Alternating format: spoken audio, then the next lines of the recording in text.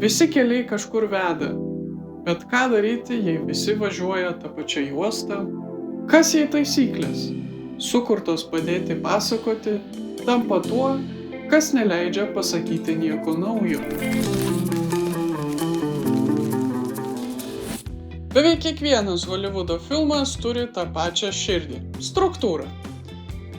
Tai yra klasikiniai 3 veiksmai, beat sheet iš Save the Cat arba Išgelbėti kačiuką, kur yra sudaryta iš 15 pagrindinių momentų, vadinamų beats, kurie sudaro istorijos stuburą, ar herojaus kelionės istorijos struktūra, kurioje veikėjas leidžiasi į nuotykį, keičiasi ir sugrįžta pasikeitęs. Kiekvienas žingsnis yra aprašytas ir atrodo kaip planas, kurį galime pastebėti kiekviename Holivudo filme.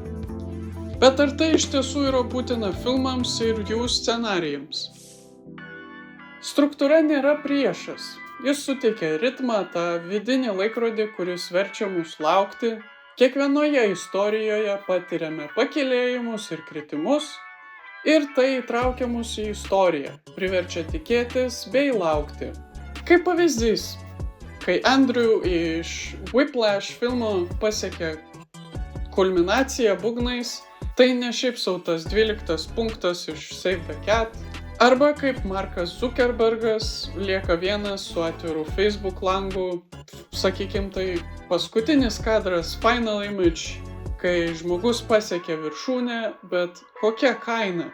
Struktūra sukuria katarsį, jis padeda sukurti įtampą, ritmą, iškrovą. Ir kai žiūrovas sulaiko kvėpavimą, tai todėl, kad struktūra jį ten atvedė. Katarsi ar katarsi? Geras klausimas. Bet ar pastebėjai, kad kai kurie filmai jau nuo pirmų minučių atrodo pažįstami? Net pirmą kartą žiūrėdami filmą galime nuspėti, kas įvyks ir kaip pasibaigs, lyg jau būtume viską matę.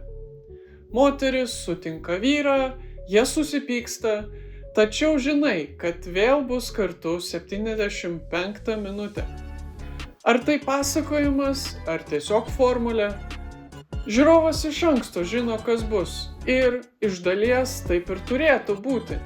Nes mums daug įdomiau yra žiūrėti filmą, kai mes žinome, kas įvyks po kelių minučių. Tačiau scenarijaus rašytojai eina labai plona linija tarp to, kad žiūrovas visiškai nesupras, kas vyksta filme, arba atvirkščiai. Šis filmas bus toks nuspėjamas, kad nebus vertas peržiūros. Kai tokios istorijos pasikartoja, mes pradedame klausti, ar viskas, ką mes matome, jau buvo sukurta?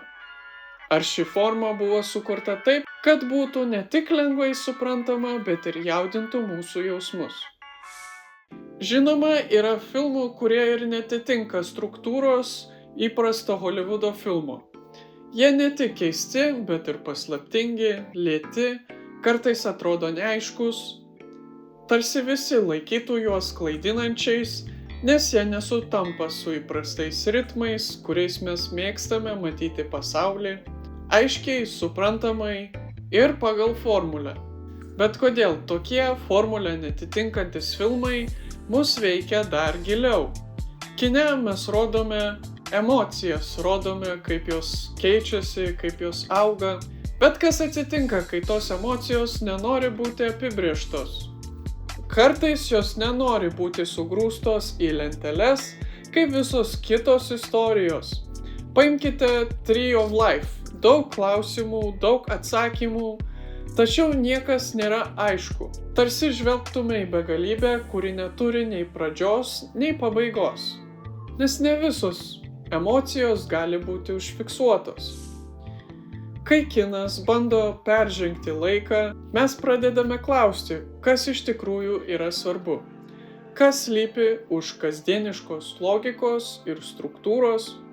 Filmų unikalumas ne tik tame, kad jie iššaukia chaoso jausmą, jie mus kviečia pasinerti į tą chaoso gilumą, pasitikėti pačiu pasakojimu, kurį ne visada lengva įvertinti pagal standartinius kriterijus. Man pačiam patinka turėti struktūrą, bet dar labiau patinka ją abejoti. Net jei kūryba būtų tik matematinė lygtis, visi būtume lyg Spielbergai. O gal struktūra yra kaip žemėlapis, o kelionę pasirenkame mes. Kūrinyje, kaip ir kelionėje, struktūra gali tapti vedliu, tačiau ji niekada negali tapti spąstais. Jei žemėlapis tampa pernelyg griežtas, mes pamirštame nuotykius. Tik tu gali spręsti, kur pasukti. O gal mes bijome pasiklysti, nes nežinome, kur mus tai nuves? Ar tu pats naudoji struktūrą? Tai nesvarbu bus, ar video, ar šiaip kažkokia veikla. Tikrai įdomu, ar ji padeda, ar ji trukdo. Gal ji padeda, kai nesijauti užtikrintas, gal struktūra tampa saugumo jausmu. Kartais ištrinu viską. Pradžios, kulminacijos, išvados. Visa tai tik tai žemėlapis ir kartais tas vienas neapibrėžtas momentas pasako daug daugiau nei tobula struktūra. Kaip ir čia, kartais aš pasirašau tikslų scenarijų, o kartais tiesiog kalbu priešais kamerą, žinodamas maždaug, kokia yra tema. Tad jeigu buvo įdomu ir nori sužinoti daugiau apie filmus ir visą kūrybą ir kaip sekasi man pačiam kurti, gali pasilikti čia, prenumeruoti ir susimatysime kitame video. Ate.